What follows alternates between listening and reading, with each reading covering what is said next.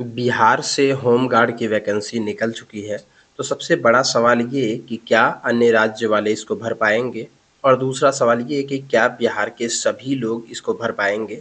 इन तमाम सवालों इसके अलावा हाइट क्या होगा, दौड़ क्या होगा, कैसे सिलेक्शन होगा, इन तमाम चीज़ों के बारे में जानेंगे अभी। तो आइए हम लोग सीधे चलते हैं सबसे पहले वेबसाइट के ऊपर, उसके बाद हम लोग इस नोटिफ़िकेशन को देखेंगे और हर एक चीज़ को हम लोग क्लियर तरीके से यहाँ सब ये है बिहार होम गार्ड रिक्रूटमेंट 2025 की ऑफ़िशियल वेबसाइट, यानी बिहार में जो होम गार्ड की वैकेंसी निकली है। इसमें 27 मार्च 2025 से ऑनलाइन होना शुरू हुआ है और 16 अप्रैल 2025 इसका आखिरी डेट है।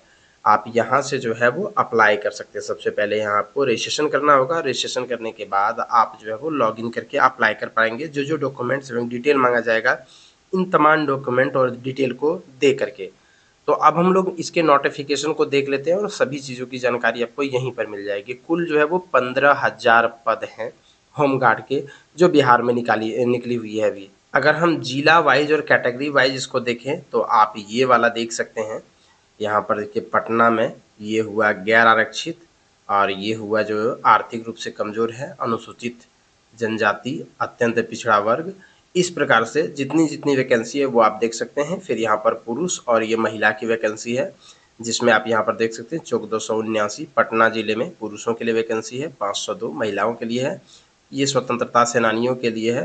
तो अगर आप यहाँ पर देख पाएँगे तो सभी ज़िलों का आपको यहाँ पर देखने को मिल जाएगा। तो आप जितने भी ज़िले हैं उन सभी ज़िलों को आप इसमें देख पाएँगे। इस नोटिफ़िकेशन को हम अपने टेलीग्राम चैनल पर डाल देंगे, वहाँ से आप इस नोटिफ़िकेशन को देख पाएँगे। तो आप हमारे टेलीग्राम चैनल पर जुड़ जाइएगा, वहाँ से आपको ये जानकारी मिल जाएगी। वहीं अगर हम इसमें बात करें तो सबसे पहला तो ये है कि अभ्यर्थी बिहार के अस्थायी निवासी होंगे। मतलब इसमें सिर्फ़ वही लोग आवेदन कर सकते हैं जो बिहार के अस्थायी निवासी हैं। यानी आपके एक सवाल का जवाब मिल गया कि यदि आप किसी अन्य राज्य के रहने वाले हैं तो आप इस वैकेंसी को नहीं डाल सकते।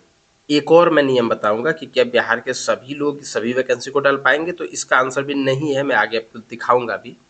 तो सबसे पहली बात, एक सवाल का जवाब आपको मिल गया कि अगर आप दूसरे राज्य के हैं तो आप नहीं डाल सकते हैं फॉर्म। आपका उम्र 19 साल कम से कम और अधिक से अधिक 40 साल के बीच में होना चाहिए 1 जनवरी 2025 के आधार पर। 1 जनवरी 2025 को आपका उम्र जो है वो 19 साल से 40 साल के बीच में होना चाहिए और आपका शैक्षणिक योग्यता कम से कम इंटरमीडिएट पास होना चाहिए और ये दिनांक 1/1/2025 तक अभ्यर्थी को उच्च माध्यमिक यानी अर्थात इंटरमीडिएट राज्य सरकार की मान्यता प्राप्त समकक्ष परीक्षा उत्तीर्ण होनी चाहिए। यानी 1 जनवरी 2025 तक आपको इंटर पास होना चाहिए। अगर आप इसके बाद मतलब अभी आप इंटर पास कर रहे हैं, तो आप इस वैकेंसी को अप्लाई नहीं कर सकते हैं। शारीरिक योग्यता के लिए जो है वो कुछ-कुछ यहाँ पर दिया गया है, जिसके बारे में मैं आपको बताऊँगा अभी। सबसे पहली बात तो ये कि 162.56 सेंटीमीटर आपकी हाइट होना चाहिए। 5 फीट 4 इंच कम से कम हाइट होना चाहिए, पूर्णिया और कोसी प्रमंडल को छोड़ करके। पूर्णिया और कोसी प्रमंडल के जिलों जैसे पूर्णिया, अररिया, किशनगंज, कटिहार, सहरसा, सुपौल एवं मधेपुरा जिला में जो भी पुरुष हैं, उन सबों की हाइट जो है वो 5 फीट 2 इंच यानी 157.5 सेंटीमीटर हाइट होनी चाहिए। महिलाओं की हाइट कम से कम 153 सेंटीमीटर होना चाहिए सभी कैटेगरी के लिए। चेस्ट की अगर बात करें तो सीना 31 इंच बिना फुलाए हुए और 79 सेंटीमीटर होनी चाहिए और वहीं पर 76 सेंटीमीटर और या फिर 30 इंच जो है वो पुरुष अभ्यर्थियों को जो पूर्णिया, अररिया, किशनगंज, कटिहार, सहरसा, सुपौल और मधेपुरा ज़िले के हैं उनकी होनी चाहिए।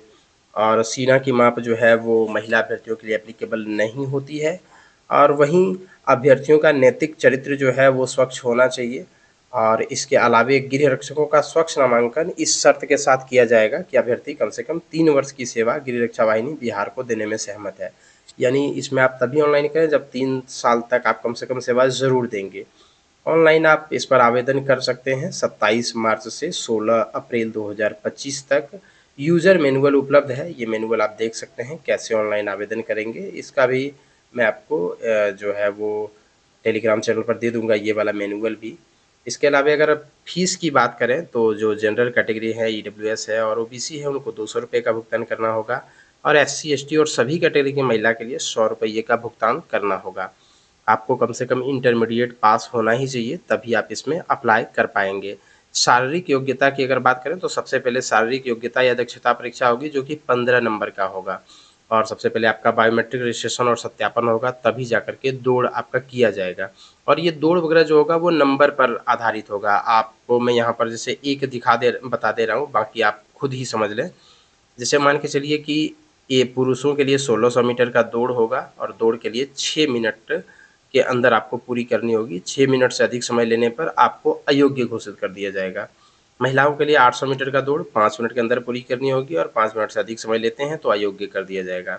बाकी जो है वो जैसे ऊँची कूद है, 4 फीट से कम करते हैं तो 0 अंक दिया जाएगा, 4 फीट अगर करते हैं तो 1 अंक, 4 फीट 3 इंच करते हैं तो 2 अंक, 4 फीट 6 इंच करते हैं 3 अंक, 4 फीट 9 इंच करते हैं तो 4 अंक, 5 फीट करते हैं तो 5 अंक।